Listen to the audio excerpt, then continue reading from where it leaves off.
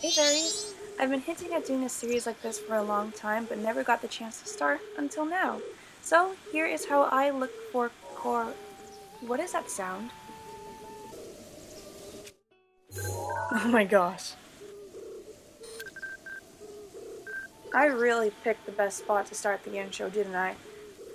I'm going to start anyway, and just move away from here. Alright, let's go. So when I try to find Koroks, I look for the best spot on the map that might have one. The one I just selected had 3 lines and it made me think of fences, so I'm going to head towards that area now and hopefully I'll find something that might have a Korok hidden in it. Along the way I also mark spots that look a bit suspicious to me. They're not always right, but most of the time they happen to be. Sorry for the skip, I'm getting used to recording on the Switch, but as you can see here, I have all 3 fences lined up here, so there is probably going to be a Korok hidden in it. So I just get onto my horse, jump the fences, and hopefully... Yes!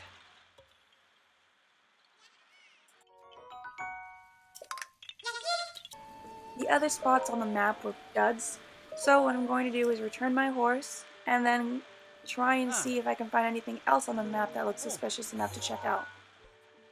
So I'll just get rid of these so I don't confuse myself later, and then just sort of float over the area, places that seem sparse for Koroks. This one I marked, I hadn't found anything there, but just in case I can go back to it later, there might be something I missed.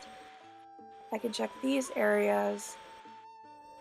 See, there's not a lot of Korok seeds around this area. I know some of these places I have already checked, but it's incredibly easy to miss one and you can always just go back and check again. That triangle area looked pretty suspicious. It's kind of hard to figure out exactly where it is when it's so wide open and there aren't a lot of trees to check. I think a good thing to check, though, are canyons and big groups of trees, as well as bridges. I feel like 95% of the time you will find a Korok at a bridge. They're really easy to hide under, so I'm going to check that area. I also marked one other area that might be suspicious as well, and we'll head there. I think what's really good about warping the shrines is even though you don't warp on the exact spot you want to go to, it helps you find things along your journey that you didn't think to explore before.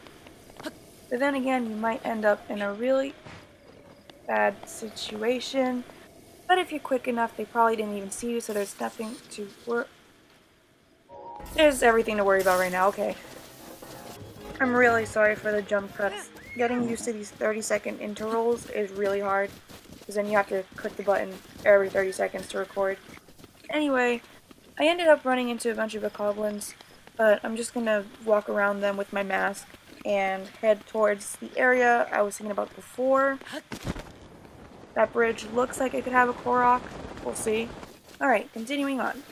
So, I'm going to keep my mask on and hopefully not run into anything else. We'll go back towards this area, maybe get lucky along the way and find one Korok.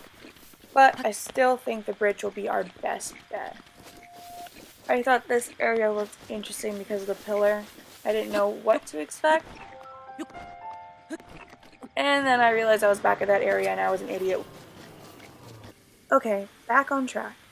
There's the bridge, and I'm just going to do a quick survey of the area. I can see in the corner something suspicious, and I think that's one of those stands where it shoots out a Korok. Yep, one of those leaf stands. Alright, so I'm going to mark it and head towards it. Again, I'm the queen of jump cuts and pressing the button, but here I'm halfway towards the Korok, and I can see that I ended up really low. But as long as it doesn't... And it immediately starts raining the second I touch the cliff. Cool! You can guess how this goes.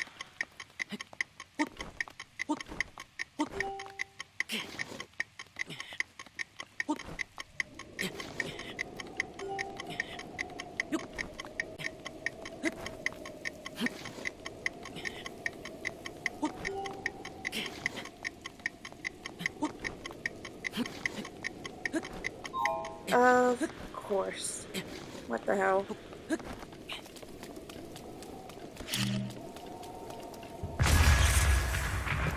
I saved you the trouble of me going all the way back, but as I was up here, I saw a bunch of trees in the distance with this guy and decided this might be the best place to check next. Be careful of overshooting. I definitely did. Now I can mark the correct area, because otherwise, instead of going here, which I'm pretty sure there might be a Korok, I would end up all the way over here, and that would be really bad.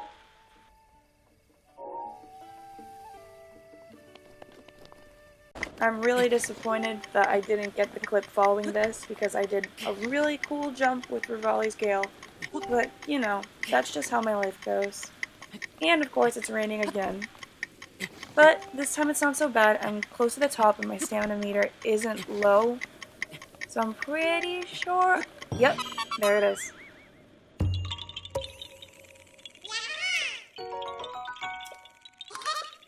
Hell yeah! Once on top of the bridge, I didn't know quite where I wanted to go, but I decided it wouldn't hurt to explore. If anything, there are other places I've marked, and maybe I can find more things I'm interested in. Checking out the top of waterfalls is really good too. Another jump cut. I ended up by this track that you have to race that guy upwards. And facing these keys, of course. They're always fun. My best tactic is just throw a bomb at them and break.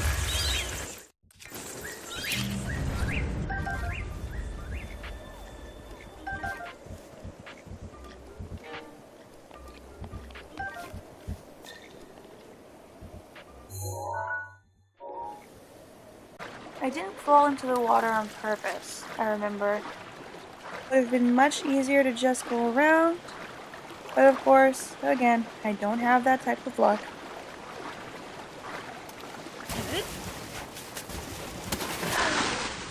This is the part that makes Korok searching so worth it. If I find one, it ends up making me feel really clever, and almost like I was made to find Koroks. So, I hope you enjoyed this video and learned something from my searching. I know it can be kind of annoying with all the jump cuts, I'm still getting used to it, but as time goes along, I'm sure it'll get better. So, if you like what you saw, please subscribe and become a fairy today. I'd love to be your great fairy, and I'll see you later. Bye!